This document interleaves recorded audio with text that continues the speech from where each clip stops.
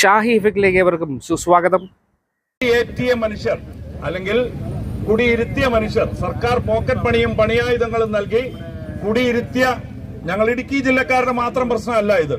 ഞങ്ങളാണ് ഈ വിഷയം ആദ്യം പൊതുസമൂഹത്തിലേക്ക് കൊണ്ടുവരുന്നത് എന്ന് മാത്രം കണ്ടാൽ മതി. 960 നിയമപ്രകാരം അതിന്റെ കീഴിൽ 64 കീഴിലെ ചട്ടങ്ങൾ പ്രകാരം ഭൂമി പതിച്ചു നൽകിയ മറ്റ് 12 ചട്ടങ്ങൾക്കാണ് ഇപ്പോൾ പുതിയ റെഗുലറൈസേഷൻ കൊണ്ടുവന്നിരിക്കുന്നത്. നോക്കൂ, ഒരു ജനജീവിതം 65 വർഷക്കാലം പുരോഗമിച്ചു കഴിഞ്ഞപ്പോ കോടതിയിൽ നിന്ന് ചോദിച്ചു മേടിച്ച ഒരു ഉത്തരവിന്റെ ബലത്തിൽ സർക്കാർ പറയുകയാണ് ഈ നിർമ്മാണങ്ങളാകെ അനധികൃതമാണ്. ആ കാലം അത്രയും ഈ നിർമ്മാണങ്ങൾക്ക് ആവശ്യമായ എല്ലാ ഒത്താശയും തന്ന സർക്കാർ, എല്ലാ ഫീസും കളക്ട് ചെയ്ത സർക്കാർ, എല്ലാ ടാക്സും മേടിച്ച സർക്കാർ, റവന്യൂ സെസ്സും ലേബർ സെസ്സും അടക്കം എല്ലാ ടാക്സുകളും മേടിച്ച സർക്കാർ ഒരു കോടതി വിധി ചോദിച്ച് മേടിച്ചു. ഞാൻ ആ വാക്കിലേക്ക് വീണ്ടും വരാം. ചോദിച്ച് മേടിച്ച ഒരു വിധി വെച്ച് പറയുകയാണ് ഇത് അനധികൃതമാണ്, ഇതിനെ ക്രമവൽക്കരിക്കണമെങ്കിൽ നിങ്ങൾ പണം തരൂ. 65 വർഷക്കാലം ഒരു ജനജീവിതം വലുതായി, ചെറിയ പട്ടണങ്ങളായി, വൻപട്ടണങ്ങളായി ഒരു ജനജീവിതം പടർന്നു പന്തലിച്ചപ്പോ സർക്കാർ പറയുകയാണ് നിങ്ങൾക്ക് തന്ന ഭൂമി 960 സാഹചര്യത്തിൽ തന്നപ്പോൾ അതിലൊരു ചട്ടമുണ്ട്, ഈ നൽകുന്ന ഭൂമി കൃഷിക്കും വീട് നിർമ്മാണത്തിനുമാണ് ആയിരുന്നു. സുഹൃത്തുക്കളെ, എല്ലാവർക്കും അതറിയാം. രാജു സാർ സൂചിപ്പിച്ചതുപോലെ ഐക്യ കേരളം രൂപപ്പെടുന്നതിന് മുമ്പ് തിരുകൊച്ചി മന്ത്രിസഭയുടെ കാലത്ത് ഭൂമി പതിച്ചു നൽകാൻ മുമ്പ് ബ്രിട്ടീഷ് പ്രോവിൻസിൽ ബ്രിട്ടീഷുകാർ കൊണ്ടുവന്ന ഒരു നിയമത്തിന്റെ ചുവട് പിടിച്ചുകൊണ്ട് Travancore Cochin land assignment act ഉണ്ടായി. തിരുകൊച്ചി മന്ത്രിസഭയിൽ ഉണ്ടായതാണ്. ആ ആക്ടാണ് ആ പ്രദേശങ്ങളിൽ മറ്റിത്തരത്തിലുള്ള ആളുകൾക്ക് മഹാരാജാക്കന്മാരുടെ കാലത്ത് ജന്മം കൊണ്ട് ഭൂമി ലഭിക്കാത്ത, മറ്റ് ജനസംഖ്യാ വർധനവിനനുസരിച്ച് ഭൂമി മറ്റാളുകളുടെ കൈവശമായപ്പോൾ അവർക്ക് പതിച്ചു നൽകാൻ ഉപയോഗിച്ച നിയമം. ഐക്യ കേരളം രൂപപ്പെട്ടപ്പോൾ ആ നിയമം അപ്രസക്തമായി പോയി. പിന്നീട് നമ്മളിപ്പോ പറഞ്ഞതുപോലെ 2-3 പദ്ധതികൾ, high range colonisation scheme, grow more food പദ്ധതി, ഇനി ഈ ഒരു പദ്ധതിയിലും പെടാതെ പാലായിലും മറ്റ് പ്രദേശങ്ങളിലും തെക്കൻ ജില്ലകളിലെ വിവിധ ഏരിയ, കൊട്ടാരക്കര, അങ്ങനെ ഒരുപാട് സ്ഥലങ്ങളിൽ, കോതമംഗലം, അങ്ങനെയുള്ള പ്രദേശങ്ങളിലുള്ള ഒരുപാട് മനുഷ്യർ ഈ പശ്ചിമഘട്ടത്തിന്റെ വിവിധ മേഖലകളിലേക്ക് കുടിയേറി. ഒരു വീട്ടിൽ 8-9 മക്കളുണ്ടെങ്കിൽ അവർക്ക് 1 ഏക്കർ സ്ഥലമാണുള്ളതെങ്കിൽ നാട്ടിൻ പ്രദേശത്തെ 1 ഏക്കർ വിറ്റ് ഏതെങ്കിലും മലനാടുകളിൽ, മലമടക്കുകളിൽ 5 ഏക്കറോ 8 ഏക്കറോ കിട്ടുമെങ്കിൽ, കൈവശം കിട്ടുമെങ്കിൽ അന്നത്തെ സർക്കാരുകൾ അനുവദിച്ചിരുന്നത് കൊണ്ട് അവിടെ പോയി കൃഷി ആരംഭിച്ചു. അങ്ങനെ ആരംഭിച്ച കൃഷിയും, അങ്ങനെ നാം ഉണ്ടാക്കിയ നാണ്യവിളകളും, അങ്ങനെ അവിടങ്ങളിൽ ആരംഭിച്ച വൈദ്യുതി പദ്ധതികളുമാണ് ഇന്ന് ഈ കേരള സംസ്ഥാനത്തിന്റെ നട്ടെല്ലെന്ന് ഭരണാധികാരികൾ മറന്നു പോകരുത്. അങ്ങനെ കരിപ്പിടിച്ചു വന്ന ഒരു ജീവിതത്തില് സ്വാഭാവികമായും അങ്ങനെ കുടിയേറിയ മനുഷ്യർക്ക് ഭൂമിക്ക് അധികാരം കൊടുക്കേണ്ടത് സർക്കാരാണ്. അതിനു മുമ്പ് രാജഭരണകാലത്ത് അവസാനിച്ച് നമ്മുടെ സ്വാതന്ത്ര്യാനന്തരം നമ്മുടെ സംസ്ഥാനം നിലവിൽ വന്നപ്പോ സ്വാഭാവികമായും അത്തരത്തിൽ റവന്യൂ ഭൂമികളാവട്ടെ, വനഭൂമികളാവട്ടെ കുടിയേറ്റത്തിന് വിധേയമായിട്ടുണ്ടെങ്കിൽ അതിന് അവകാശം നൽകേണ്ടത് സർക്കാരാണ്. ആ ബോധ്യത്തിൽ 960 പട്ടം താണുള്ള ഗവൺമെന്റാണ് ഈ ഭൂമി പതിച്ചു നൽകുന്നതിന് ലാൻഡ് അസൈൻമെന്റ് ആക്ട്, സമഗ്രമായ ഒരു നിയമം, ട്രാവൻകൂർ കൊച്ചിൻ ലാൻഡ് അസൈൻമെന്റ് ആക്ടിന്റെ ചുവട് പിടിച്ച് അതിൽ നിന്ന് ഉൾക്കൊണ്ട് പുതിയ കാര്യങ്ങൾ കൂട്ടിച്ചേർത്ത് കൊണ്ടുവന്ന നിയമമാണ് Kerala state land assignment act 1960. ആ ആക്ട് വായിച്ചാൽ അതൊരു സമഗ്ര നിയമമാണ്. ആ നിയമം സമ്പൂർണമായ അവകാശം കൈവശക്കാരന് കൊടുക്കുന്നതിന് വേണ്ടി കൊണ്ടുവന്ന നിയമമാണ്. എന്നാൽ 4 വർഷക്കാലം നിങ്ങൾക്ക് അറിയാം, നിയമസഭ ഒരു ലെജിസ്ലേഷൻ ഉണ്ടാക്കിയാൽ ആ നിയമം ഇംപ്ലിമെന്റ് ചെയ്യണമെങ്കിൽ സബോർഡിനേറ്റ് ലെജിസ്ലേഷൻ എന്ന് പറയും, ചട്ടങ്ങൾ ഉണ്ടാകണം. ആ ചട്ടങ്ങൾ ഉണ്ടായത് 964 അന്നേരത്തേക്കും ആർ ശങ്കർ മന്ത്രിസഭ നിലവിൽ വന്നു. ആർ ശങ്കറിന്റെ കാലത്താണ്. അങ്ങനെ നിലവിൽ വന്ന ആ ചട്ടങ്ങളിൽ ഒരു ക്ലോസ്, 4ാമത്തെ ക്ലോസ് നിങ്ങൾ മനസ്സിലാക്കേണ്ടത്, ഒന്നും കൂടി ഞാൻ വീണ്ടും ആവർത്തിക്കുന്നു, 950 ഉണ്ടായ ട്രാവൻകൂർ കൊച്ചിൻ ലാൻഡ് അസൈൻമെന്റ് ആക്ടിന്റെ ആദ്യത്തെ 13 ചട്ടങ്ങൾ ഡിറ്റോ കോപ്പിയായി എടുത്തെഴുതുക ചെയ്ത്, വേറെ ഒരു പുതിയ ചട്ടം ഉണ്ടാക്കുകയല്ല ഇത്. പിന്നീടുള്ള ചട്ടങ്ങളാണ് 29 ചട്ടങ്ങളിൽ, ബാക്കി ചട്ടങ്ങളാണ് പിന്നീട് എഴുതി ചേർത്തത്. ട്രാവൻകൂർ, അതായത് 1950കളിലെ സാഹചര്യം നിലനിർത്തിക്കൊണ്ട് ഉണ്ടാക്കപ്പെട്ട ഒരു ചട്ടത്തിൽ ഈ ഭൂമി പതിച്ചു നൽകുന്നത് കൃഷിക്കും വീടിനുമാണ് എന്ന് എഴുതി വെച്ചു. സർക്കാരും അത് ശ്രദ്ധിച്ചില്ല, ഭൂമി കിട്ടിയവരും ശ്രദ്ധിച്ചില്ല, ഈ ചട്ടങ്ങൾ ഉണ്ടാക്കിയ എക്സിക്യൂട്ടീവും ശ്രദ്ധിച്ചില്ല. ധാരാളമായി മനുഷ്യർ കൃഷി ചെയ്തു, വീടുകൾ ഉണ്ടാക്കി. സ്വാഭാവികമായും ജനജീവിതത്തിന്റെ ഭാഗമായി ആരാധനാലയങ്ങൾ ഉണ്ടായി, സ്കൂളുകൾ ഉണ്ടായി, കോളേജുകൾ ഉണ്ടായി, ചെറിയ വ്യാപാര സ്ഥാപനങ്ങൾ ഉണ്ടായി, പിന്നീട് വ്യാപാര കേന്ദ്രങ്ങൾ ഉണ്ടായി, പിന്നീട് പയ്യെ പയ്യെ റിസോർട്ടുകൾ ഉണ്ടായി, പിന്നെ ഹോം സ്റ്റേകൾ ഉണ്ടായി. അങ്ങനെ നാം ഇന്ന് കാണുന്ന തലത്തിലേക്ക് 2016-17 വരെ ഈ കേരള സംസ്ഥാനത്തെ 14 ജില്ലകളിലെ മലയോര മേഖലകളിലും ജനജീവിതം, നമ്മുടെ ഈ തിരുവനന്തപുരം ജില്ലയിൽ, നിങ്ങൾ ഓർക്കും തിരുവനന്തപുരം ജില്ലയിൽ ഈ പട്ടയമില്ലെന്ന്, തെറ്റിദ്ധരിക്കരുത്. അമ്പൂരി പ്രദേശമൊക്കെ മുഴുവൻ ഭൂമി പതിച്ചു നൽകിയിരിക്കുന്നത് ലാൻഡ് അസൈൻമെന്റ് ആക്ട് പ്രകാരം. ഓരോ ജില്ലയെടുത്ത് ഷാജഹാൻ സാറിന്റെ പത്തനംതിട്ടയിൽ കൂടുതൽ ഭൂമിയും പതിച്ചു നൽകിയിരിക്കുന്നത് 960 നിയമപ്രകാരമാണ്. പാലക്കാട് ജില്ലയിലെ മലയോര മേഖല, കൊഴിഞ്ഞാമ്പാറ മുതൽ ഉള്ള മലയോര മേഖലകളിൽ മുഴുവൻ ഭൂമി പതിച്ചു നൽകിയിരിക്കുന്നത് 960 നിയമപ്രകാരം. തൃശൂർ ജില്ലയുടെ എടുത്തു പറഞ്ഞാൽ ഞങ്ങളുടെ സംസ്ഥാന പ്രസിഡന്റ് രാജു അപ്സര സാറിന്റെ ആലപ്പുഴ ജില്ലയിൽ ഒരു പക്ഷേ എല്ലാ പട്ടയങ്ങൾക്ക് സാധ്യതയില്ല. എന്നാ കാര്യം എന്ന് വെച്ചാൽ അതൊരു തീരദേശ ജില്ലയാണ്, അതിന് വേറെ മലമടക്കുകളുടെ അതിരൊന്നുമില്ല. ബാക്കി 13 ജില്ലകളിലും ഈ ഇത്തരത്തിൽ ഈ ലാൻഡ് അസൈൻമെന്റ് നിയമവും അതിന്റെ പിന്നീട് കൊണ്ടുവന്ന 12 ചട്ടങ്ങൾ നോക്കൂ. അത് ഏതൊക്കെയാണെന്ന് നിങ്ങളൊന്ന് പരിശോധിച്ച് വേണം. കോഫി പ്ലാന്റേഷന് ഭൂമി കൊടുത്തത്, റബ്ബർ പ്ലാന്റേഷന് ഭൂമി കൊടുത്തത്, വയനാട് കോളനൈസേഷൻ സ്കീം നോക്കൂ. വയനാട്ടിലെ ആളുകൾ ഇപ്പോഴും ഈ വിവരം അറിഞ്ഞിട്ടില്ല. വയനാട് കോളനൈസേഷൻ സമ്പൂർണ്ണമായി ചട്ടലംഘനത്തിലും പുതിയ ചട്ടപ്രകാരം ക്രമവൽക്കരിക്കേണ്ട കണത്തിലും പെട്ടിരിക്കുക. SC/ST വിഭാഗങ്ങൾക്ക് ഭൂമി പതിച്ചു നൽകിയത്, ഭൂമിയില്ലാത്ത മനുഷ്യർക്ക് ഭൂമി പതിച്ചു നൽകാൻ കൊണ്ടുവന്ന ചട്ടങ്ങൾ, ഇങ്ങനെ 12 ചട്ടങ്ങളെയാണ് ഇപ്പൊ റെഗുലറൈസേഷനേക്ക് കൊണ്ടുവന്നേക്കുന്നത്. എന്താണ് ഇതിന്റെ പശ്ചാത്തലം? സത്യത്തിൽ എല്ലാ നിർമ്മാണങ്ങളും നടന്നത് എല്ലാ അനുമതിയോടും കൂടെയാണ്. അതാണ് വാസ്തവം. എല്ലാ പ്രദേശങ്ങളിലും മുമ്പ് നിങ്ങൾക്കറിയാമല്ലോ, കെട്ടിട നിർമ്മാണ ചട്ടങ്ങൾ നമ്മളുടെ തദ്ദേശ സ്വയംഭരണ വകുപ്പ് കെട്ടിട നിർമ്മാണ ചട്ടങ്ങൾ കൊണ്ടുവന്നത് ഞാൻ കരുതുന്നത് 2000-നോട് അടുപ്പിച്ച 2000 തന്നെയാണോ എന്ന് സംശയമുണ്ട്. ആ കാലഘട്ടത്തിന് മുമ്പ് നിർമ്മിച്ച കെട്ടിടങ്ങൾക്ക് നമ്മൾ സ്വാഭാവികമായി പഞ്ചായത്തിൽ കൊണ്ടുപോയിട്ട് നമ്പർ ഇട്ട് മേടിക്കുകയായിരുന്നു. അന്നൊക്കെ അങ്ങനെ നമ്പർ ഇട്ട് തരികയും നമ്മൾ ടാക്സ് അടയ്ക്കുകയും ഒക്കെ ചെയ്തിരുന്നു. ഒരു തടസ്സം ഉണ്ടായില്ല. ഒരു പ്ലാൻ സബ്മിറ്റ് ചെയ്യും, പഞ്ചായത്ത് അത് അംഗീകരിക്കും, നമ്മുടെ കരം മേടിക്കും, പിന്നീട് തുടർച്ചയായി എത്ര വർദ്ധിപ്പിക്കുന്നോ അതിനനുസരിച്ച് കരം കൊടുക്കുകയും കെട്ടിടത്തിന് കരം അടയ്ക്കുകയും ഭൂമിക്ക് ടാക്സ് അടയ്ക്കുകയും ചെയ്തുകൊണ്ടിരുന്നു. ബിൽഡിംഗ് റൂൾസ് നിലവിൽ വന്നതിന് ശേഷം നാം പെർമിറ്റുകൾ സമർപ്പിച്ചാണ് പെർമിറ്റ് എടുത്തത്. ഒരു ഭൂമിയിൽ 10 സെന്റിൽ കെട്ടിടം പണിയാൻ നിങ്ങൾക്കറിയാം കവറേജ് 55% പറ്റൂ. ബാക്കിയെന്ന് പറഞ്ഞാൽ 4.5 സെന്റ് ഓപ്പൺ കിടക്കണം. അങ്ങനെ എല്ലാ നിയമങ്ങളും പാലിച്ച് പെർമിറ്റുകൾ സമർപ്പിച്ച് പെർമിറ്റ് ഫീസ് അടച്ച് പിന്നീട് കംപ്ലീഷൻ സർട്ടിഫിക്കറ്റ് കൊടുത്ത് അളന്ന് നമ്പർ ഇട്ട് ടാക്സ് അടച്ചാൽ മതിയോ? പിന്നീട് സർക്കാർ റവന്യൂ സെസ് കൊണ്ടുവന്നു, ലേബർ സെസ് കൊണ്ടുവന്നു. ആ കെട്ടിടം പണിതതിന്റെ തുക എത്രയാണെന്ന് കണക്കൂട്ടിയിട്ട് സർക്കാർ തീരുമാനിച്ച സ്ലാബും പ്രകാരം റവന്യൂ സെസ് മേടിച്ചു. ഒരു 15 ലക്ഷം 20 ലക്ഷം രൂപയുടെ കെട്ടിടം പണിതാൽ 1.5 ലക്ഷം രൂപ 2 ലക്ഷം രൂപ വരെ റവന്യൂ സെസ് മേടിച്ചു. ലേബർ സെസ് എന്ന് പറഞ്ഞത് കൊണ്ടുവന്നു. ഈ കെട്ടിടം പണിയുന്ന തൊഴിലാളിക്ക് ക്ഷേമനിധിക്ക് പണം കൊടുക്കാനാണെന്ന് പറഞ്ഞ് മുടക്കുമുതലിന്റെ 1% 20 ലക്ഷം രൂപയുടെ കെട്ടിടം പണിതാൽ 2 ലക്ഷം രൂപ ലേബർ സെസ് മേടിച്ചു. അങ്ങനെ അത് എല്ലാവരും അടച്ചു. അങ്ങനെ എല്ലാം അടച്ച് എല്ലാ നിയമങ്ങളും പാലിച്ച് കെട്ടിടങ്ങൾ 916 ഒരു കേസിൽപ്പെടുത്തി സർക്കാർ പറയുന്നു ഇതെല്ലാം അനധികൃതമാണ്. ഇപ്പൊ സർക്കാരിന്റെ വാദം നോക്കൂ. ഇപ്പൊ ഞങ്ങളുടെ ജില്ലയിലൊക്കെ പ്രചരണത്തിന് ഇറങ്ങിയിരിക്കുകയാണ് ഭരണകക്ഷിക്കാർ. അവർ പറയുന്നത് ഇതെല്ലാം തെറ്റിദ്ധാരണ പരത്തുക എന്നാ പറയണേ. വിനീതമായി നിങ്ങളെ വെല്ലുവിളിക്കുന്നു. സംവാദത്തിന് തയ്യാറുണ്ടോ? തയ്യാറുണ്ടെങ്കിൽ ഞങ്ങൾ തയ്യാർ. മറിച്ച് കൂവി തോപ്പിക്കരുത്. അതിന് നിങ്ങളോട് പറ്റൂല. മുട്ടാനുള്ള ഒരു കെൽപ്പ് ഞങ്ങൾക്കില്ല.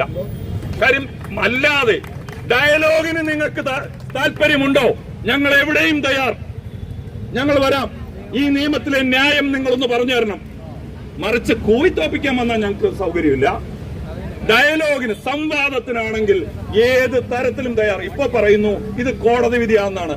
കേരള വ്യാപാരി വ്യവസായി ഏകോപന സമിതി സംസ്ഥാന കമ്മിറ്റിക്ക് അനുമതിയോടുകൂടി ജില്ലാ കമ്മിറ്റിക്ക് വേണ്ടി ഔദ്യോഗികമായി പറയുന്നു ഒരു വിധിയും ഇങ്ങനെ ഒരു നിയമം കൊണ്ടുവരാൻ പറഞ്ഞിട്ടില്ല. ഇവർ പറയുന്നത് 1818/2010 എന്നൊരു കേസുണ്ട്. ആ കേസിന്റെ നാൾ വഴിയൊക്കെ എനിക്ക് ചുരുങ്ങിയ സമയത്ത് പറയാൻ കഴിയില്ല. ഒറ്റ കാര്യം മാത്രം പറയാം. മൂന്നാറിലും വാഗമണ്ണിലും ചെറുതോണിയിലും അനധികൃതമായി കെട്ടിടം പണിയുന്നവർ ഉണ്ട് എന്ന് പറഞ്ഞൊരു പരിസ്ഥിതി സംഘടന കൊടുത്ത ഒരു കേസാണ്. ആ കേസ് ജെന്യൂനുമായിരുന്നു. സാധാരണഗതിയിൽ വൺ എർത്ത് വൺ ലൈഫ് എന്നൊക്കെ പറയുന്നത് ഇടുക്കിയിലെ ജനജീവിതത്തിന് ഹാനികരമായി കേസ് കൊടുക്കുന്നവരാ. എന്നാൽ ഈ കേസിൽ അങ്ങനെയൊന്നുമില്ല. അവർ ഭൂമി കയ്യേറി കെട്ടിടം പണിതവർക്കെതിരെ എത്ര പേര് കയ്യേറിയെന്നും ആരൊക്കെ ഒത്താശ ചെയ്തു എന്നും ആരൊക്കെ ഇടനില വഹിച്ചു എന്നും ഒക്കെ കൃത്യമായി രേഖപ്പെടുത്തി കൊടുത്ത കേസാ.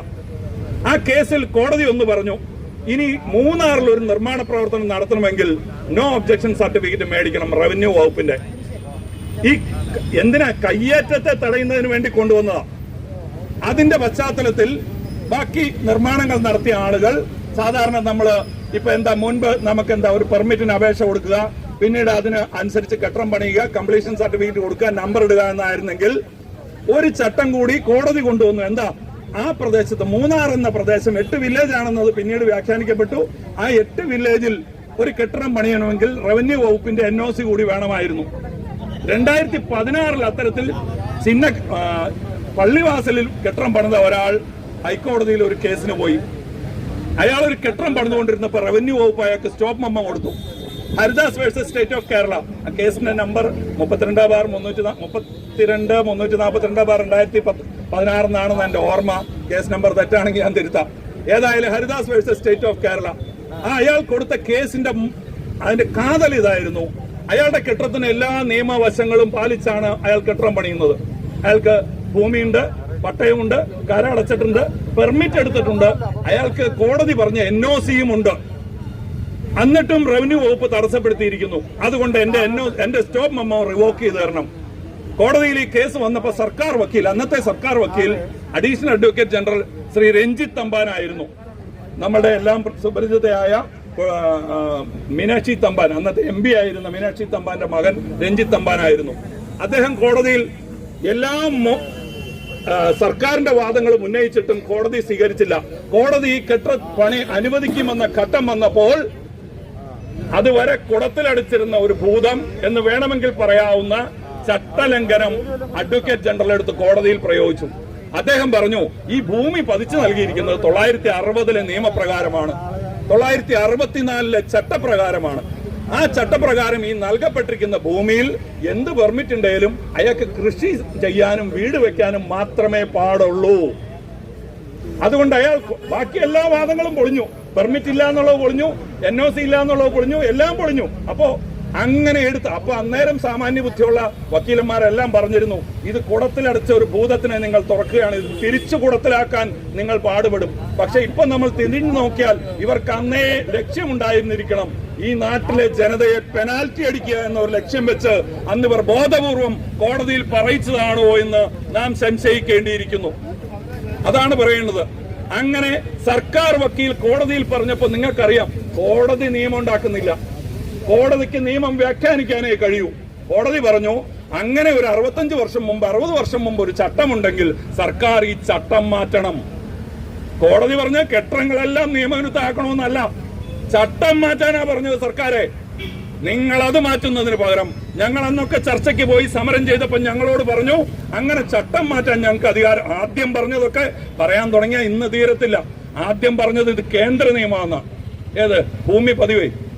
ഭൂമി പതിവ് സമ്പൂർണമായി സ്റ്റേറ്റ് വിഷയമാണെന്ന് ഇവർക്കറിയാം. അതുകൊണ്ടാണല്ലോ ഇവർ നിയമം കൊണ്ടുവന്നത്. അതുകൊണ്ടാണല്ലോ ഇപ്പൊ ഇവർ തന്നെ ചട്ടം കൊണ്ടുവരുന്നത്. ഒരു കേന്ദ്രാനുമതിയോടുകൂടി അല്ലല്ലോ. ആകെപ്പാടെ ആ കൊണ്ടുവന്ന ബില്ല് ഗവർണർ ഒപ്പിടണമെന്നല്ലേ ഉള്ളൂ, ഒരു പ്രസിഡന്റും റഫറൻസിനും പോകേണ്ടതില്ല. അങ്ങനെ പറഞ്ഞ് തെറ്റിദ്ധരിപ്പിച്ച ഇവർ പിന്നീട് പറഞ്ഞു, ഇത് റെഗുലറൈസ് ചെയ്യണമെങ്കിൽ സർക്കാരിന് ഫീസ് ഇല്ലാതെ പറ്റത്തില്ല. നോക്കൂ, അങ്ങനെ പറ്റില്ലെങ്കിൽ എങ്ങനെയാ ഇപ്പൊ കൊണ്ടുവന്നിരിക്കുന്ന ചട്ടങ്ങളിൽ ആരാധനാലയങ്ങൾ ഇവർ ഫീസ് ഇല്ലാതാക്കിയത്? ഇവരെങ്ങനെയാ കുറച്ച് മതസംഘടനകളുടെ കെട്ടിടങ്ങൾക്ക് 1% ഫെയർ വാല്യൂവിന്റെ ഫീസ് മതി എന്ന് പറഞ്ഞത്? എന്ന് പറഞ്ഞാൽ അതിന്റെ അർത്ഥം ലളിത, സമ്പൂർണമായി ഇത് സർക്കാരിന്റെ അധികാരമാണെന്ന് ഈ നിയമത്തിൽ തന്നെ സർക്കാർ ഊന്നി തെളിയിക്കുന്നുണ്ട്. എന്നിട്ട് പുറത്തു പറയാ, ഇത് ഞങ്ങളുടെ അധികാരമല്ല, ഇത് കോടതി പറഞ്ഞേക്കണാണ്. കോടതിയല്ലേ ചോദ്യം ചെയ്യും. നിയമോപദേശം ഇങ്ങനെയാണ്. എങ്ങനെ നിയമോപദേശം? മനുഷ്യർക്ക് മനസ്സിലാകുന്ന ഭാഷയിൽ ഒന്ന് പറഞ്ഞ് മനസ്സിലാക്കുക സുഹൃത്തുക്കളെ. അത്രയും നിങ്ങൾ ഭരണക്കാരോട് പറയാനുള്ളൂ.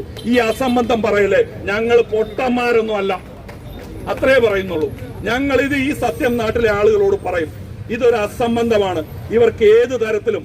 അതുപോലെ 960 നിയമത്തിന്റെ 7ാം ക്ലോസിൽ തന്നെ ഈ ചട്ടത്തിൽ ഏതിനും പുതിയ ചട്ടം കൊണ്ടുവരുന്നതിനും ഏത് ചട്ടത്തിന് മുൻകാല പ്രാബല്യം കൊടുക്കുന്നതിനും ഒക്കെ 2012 കൊണ്ടുവന്ന നിയമം മുതൽ 960 നിയമത്തിൽ തന്നെ സർക്കാരിന് പഴുതുകളുണ്ട്. ഇതാണ് വസ്തുത എന്നിരിക്കെ 2023 മലയോര മേഖലയിലെ മനുഷ്യർക്ക് രക്ഷകൻ വരുന്നു എന്ന് പ്രഖ്യാപിക്കുന്നു ഇവര്. അങ്ങനെ പ്രഖ്യാപിച്ച് ഞങ്ങളെല്ലാം ശരിയാക്കി തരുന്നു എന്ന് പ്രഖ്യാപിച്ച ഒരു നിയമം നിയമസഭയിൽ കൊണ്ടുവന്നു. ആ നിയമത്തിലൂടെ ഇവർ 65 വർഷക്കാലത്തെ ജനജീവിതത്തിന്റെ ആകെ സമ്പാദ്യത്തെ അനധികൃതമെന്ന് മുദ്ര കുത്തിയതിനു ശേഷം ഇവർ 23 ഒരു നിയമം കൊണ്ടുവന്നു. ഞങ്ങളെല്ലാം പരിഹരിക്കാൻ പോകുന്നു. ആ നിയമത്തിൽ 2 അധികാരമാണ് സർക്കാരിന് കിട്ടിയത്. പ്രതിപക്ഷം പോലും എതിർത്തില്ല. എന്നാ കാര്യം അറിയോ? ഈ 65 വർഷക്കാലത്തെ ഒരു വലിയ ജനജീവിതം, ലക്ഷക്കണക്കായ, ഒരുപക്ഷെ കേരളത്തിലെ 10-50 നിയമസഭാ മണ്ഡലങ്ങളിൽ ഭാഗഭാഗിത്വം തീരുമാനിക്കാൻ കെൽപ്പുള്ള ഒരു ജനതയുടെ പ്രശ്നം പരിഹരിക്കാൻ എന്ന് പറഞ്ഞൊരു നിയമം കൊണ്ടുവന്നപ്പോ പ്രതിപക്ഷത്തിന് പോലും എതിർക്കാൻ കഴിഞ്ഞില്ല. 2 അധികാരങ്ങളാണ് സർക്കാർ ഏറ്റെടുത്തത്. ഒന്ന്, അനധികൃതമെന്ന് പറയുന്നതിനെ റെഗുലറൈസ് ചെയ്യാനുള്ള അധികാരം.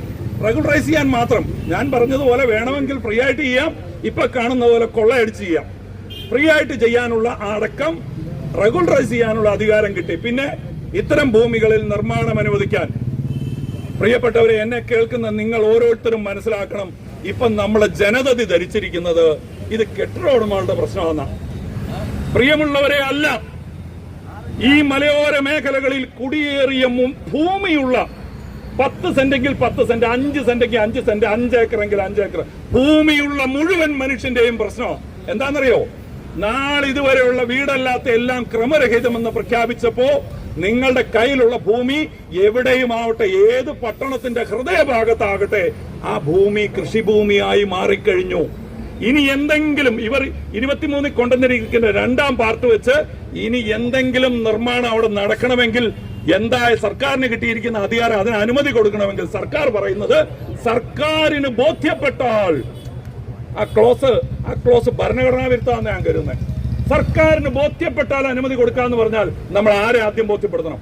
വില്ലേജ് ഓഫീസറെ ബോധ്യപ്പെടുത്തണം, തഹസിൽദാരെ ബോധ്യപ്പെടുത്തണം, സബ് കളക്ടറെ ബോധ്യപ്പെടുത്തണം. നമുക്കൊരു കെട്ടിടം പണിയണമെങ്കിൽ, നാം ഒരു കടമുറി പണിയണമെങ്കിൽ ആ നിലയിലേക്ക് നാം പോകും. അപ്പൊ ഇത് കെട്ടിടം പണിതവന്റെ വിഷയമാണെന്ന് ധരിക്കുന്നവർ മറവിയുടെയോ ഇരുട്ടിന്റെയോ ലോകത്താണ്. അവർ വെളിച്ചത്തിലേക്ക് വരണം. അതാ ഞങ്ങൾക്ക് അഭ്യർത്ഥിക്കാനുള്ളത്. ഞങ്ങളുടെ ഈ രാജ്യത്തെ പ്രതിപക്ഷത്തോട് ഞങ്ങൾ നിങ്ങൾ ഈ നിയമം പാസാക്കിയത് വരെ പറഞ്ഞ ന്യായങ്ങൾ ഞങ്ങൾക്ക് മനസ്സിലായി. പക്ഷേ ഈ ചട്ടം ഇപ്പൊ കൊണ്ടുവന്നിരിക്കുന്നത് വിവിധ സ്ലാബുകളായി ജനങ്ങളെ ഡിവൈഡ് ആൻഡ് റൂൾ എന്ന് ബ്രിട്ടീഷ് നയം ഇവർ എടുത്ത് പ്രയോഗിച്ചിരിക്കുന്നു. മതസംഘടനകൾക്ക് ഫീസില്ല, ആരാധനാലയങ്ങൾക്ക് ഫീസില്ല, മതസംഘടനകളുടെ കെട്ടിടങ്ങൾക്ക് നോമിനൽ ഫീസ്, വീട് വേണ്ട, രാഷ്ട്രീയ പാർട്ടികളുടെ കെട്ടിടങ്ങൾക്ക് നോമിനൽ ഫീസ്. ബാക്കി ഈ നാട്ടിൽ എല്ലാ നിയമവും പാലിച്ച് വീണ്ടും ഞാൻ ആവർത്തിച്ച് അടിവരയിട്ട് പറയുന്നു, എല്ലാ നിയമവും പാലിച്ച് കെട്ടിടം പണിതവനെ വിവിധ സ്ലാബാക്കുക. എന്നിട്ട് നിങ്ങളുടെ ജീവനോപാധി എന്താണെന്ന് ഈ സർക്കാർ തീരുമാനിക്കുന്നു. നോക്കണം, നിങ്ങളുടെ ജീവനോപാധി, ഈ രാജ്യത്തെ ഭരണഘടന നൽകുന്ന അവകാശങ്ങൾ വെച്ച് ഒരു വ്യക്തിക്ക് സ്വത്ത് സമ്പാദിക്കാൻ എല്ലാ നിയമപരമായി സ്വത്ത് സമ്പാദിക്കാൻ എല്ലാ അവകാശങ്ങളും ഉണ്ടെന്നിരിക്കെ ഒരാളുടെ ജീവനോപാധി ഒരു സർക്കാരിന് എങ്ങനെ തീരുമാനിക്കാൻ കഴിയും? ആർട്ടിക്കിൾ 14 മുതൽ 21 വരെയുള്ള ക്ലോസുകളിൽ right to live, right to equality, right to property, ഇതെല്ലാം ഭരണഘടന നൽകുന്ന അവകാശങ്ങളാണ്. ഈ അവകാശങ്ങൾ ഉള്ളപ്പോ ആദ്യം 1500 ആയിരുന്നു, ഇപ്പൊ 3000 എന്ന് കേൾക്കുന്നുണ്ട്. ചട്ടം പ്രസിദ്ധീകരിക്കാത്തതുകൊണ്ട് ഞാൻ അതില് ഇവരായതുകൊണ്ട് ഒന്നും പറയാൻ പറ്റത്തില്ല. നമ്മളെ എന്ത് പറഞ്ഞും പറ്റിക്കും എന്ന് നമുക്ക് ബോധ്യം വന്നിട്ടുണ്ട്. ഇപ്പൊ 3000 വരെ ജീവനോപാധിയാണെന്ന് സമ്മതിക്കും എന്നാ പറയണേ. 2019 ഉത്തരവ് പ്രകാരമാണെങ്കിൽ 1500 സ്ക്വയർ ഫീറ്റ് വരെ ജീവനോപാധി കണക്കൂട്ടി ബാക്കി സർക്കാർ, നിങ്ങൾ പണിത കെട്ടിടങ്ങൾ സർക്കാർ ഏറ്റെടുത്ത് നിങ്ങൾക്ക് പാട്ടത്തിന് തരും എന്ന് പറഞ്ഞാൽ പട്ടയക്കാരനെ പാട്ടക്കാരനാക്കുന്നു എന്ന് ഞങ്ങൾ പറയുന്നത് അക്ഷരാർത്ഥത്തിൽ ശരിയാകുന്ന രീതിയിലേക്കാണ് കാര്യങ്ങൾ പോകുന്നത്. ഇതാണ് സ്ഥിതി. ഞാൻ സമയക്കുറവുണ്ട്. ഇന്ന് സത്യാഗ്രഹ സമരത്തിന്റെ വേദിയിൽ ഇതിന്റെ എല്ലാ നിയമവശങ്ങളും ഒന്ന് മാത്രം പറയാം. ആരോടും മാന്യമായ ഏത് സംവാദത്തിനും തയ്യാറാണ്. ഞങ്ങളുടെ ഭാഗത്ത് തെറ്റുണ്ടെങ്കിൽ തിരുത്താൻ ഞങ്ങൾക്ക് എന്താ തടസ്സം? ഒരു രാഷ്ട്രീയ ലക്ഷ്യവുമുള്ളവരല്ല ഞങ്ങൾ ഈ നാട്ടിലെ മനുഷ്യർ. രാജു സാറ് സൂചിപ്പിച്ചതുപോലെ അധ്വാനശീലരായ ഒരു 10-70 വർഷക്കാലം 2-3 തലമുറകൾ വലിയ കഷ്ടപ്പാട് സഹിച്ച് ഈ ഭൂമിയിലെ അനുഭവിക്കാവുന്ന എല്ലാ ത്യാഗങ്ങളും സഹിച്ച് മലേറിയയോട് മൃഗങ്ങളോട്, പാമ്പിനോട്, എല്ലാത്തിനോടും പൊരുതി ഞങ്ങൾ സ്വരുക്കൂട്ടിയ ഒരു ജീവിതത്തെ നിങ്ങൾ പ്രതിസന്ധിയിലാക്കുന്നു. നിങ്ങൾ അതിനെ ഒരു ചോദ്യചിഹ്നമാക്കുന്നു. നിങ്ങൾ ഞങ്ങളെ പാട്ടക്കാരാക്കുന്നു. നിങ്ങൾ ഞങ്ങളെ റവന്യൂ ഉദ്യോഗസ്ഥരെ അടിമകളാക്കുന്നു. എന്നിട്ട് ഒന്നും പച്ചവെള്ളം ചവച്ചു കുടിക്കുന്ന പോലെ റവന്യൂ മന്ത്രി പറയണേ. ചുമ്മാ നിങ്ങളൊരു അപേക്ഷ അങ്ങോട്ട് കൊടുക്കുക. എന്നിട്ട് അതിന്റെ അടിയിൽ പുള്ളി എഴുതി വെച്ചേക്കുക, അപേക്ഷ കൊടുക്കുമ്പോൾ റെഗുലറൈസ് ചെയ്യണമെങ്കിൽ എന്തൊക്കെ വേണം? പട്ടയത്തിന്റെ കോപ്പി ആദ്യം വേണം. പിന്നെ നിങ്ങളുടെ കെട്ടിടമാണെങ്കിൽ കെട്ടിടം പണിതതിന്റെ പെർമിറ്റ് വേണം. എത്ര പേരുടെ കയ്യിൽ 10 വർഷം മുമ്പ് പണിതതിന്റെ പെർമിറ്റ് ഉണ്ടാവും? അന്ന് ഇതൊന്നും ഡിജിറ്റൽ അല്ല എന്ന് ഓർക്കണം. 960-ലോ 70-ലോ കിട്ടിയ ഒരു പട്ടയമാണെങ്കിൽ ഇന്ന് നിങ്ങളുടെ ഇരിക്കുന്ന ഭൂമിയിൽ പട്ടയത്തിന്റെ കോപ്പി ചോദിച്ചാൽ എത്ര പേരുടെ കയ്യിൽ പട്ടയത്തിന്റെ കോപ്പി കാണും? കൂടി വന്ന ഒരു 15 വർഷത്തെ മുന്നാധാരങ്ങൾ കാണും. അത് തന്നെ വെച്ചേക്കണേ. എന്തിനാ? ലോൺ എടുക്കണമല്ലോ, അതുകൊണ്ട് വെച്ചേക്കണ. ഇതല്ലേ എല്ലാവരുടെയും സ്ഥിതി. ഇതിൽ നിന്ന് ഭീകരമായ ഒരു നിയമം നിർമ്മിച്ച് ഈ സംസ്ഥാനം ഭീകരമായ കടക്കണിയിലാണ്. ഞങ്ങൾക്കറിയാം കേന്ദ്ര ഗവൺമെന്റിന്റെ സമ്മർദ്ദങ്ങളൊക്കെ ഉണ്ട്, അതും ഞങ്ങൾക്കറിയാം. പക്ഷെ അതിന് ഇരകളായി അധ്വാനശീലരായ, വളരെ നിയമപരമായ മാർഗങ്ങളിലൂടെ ജീവിതം കരിപ്പിടിപ്പിച്ച ഒരു ജനതയെ ഇരയാക്കുന്നത് അധാർമികതയാണ്. ഏതറ്റം വരെയും ഞങ്ങൾ ഇതിനെ എതിർക്കും എന്ന് പറഞ്ഞുകൊണ്ട് എന്റെ സമയക്കുറവുകൊണ്ട് ഞാൻ ഈ വിഷയം അവസാനിപ്പിക്കുകയാണ്. അഭിവാദ്യങ്ങൾ. വാർത്തകളും വിശേഷങ്ങളും അവസാനിക്കുന്നില്ല. കൂടുതൽ വാർത്തകളും വിശേഷങ്ങളുമായി വീണ്ടും കണ്ടുമുട്ടുന്നതുവരെ അവർക്ക് നന്ദി, നമസ്കാരം.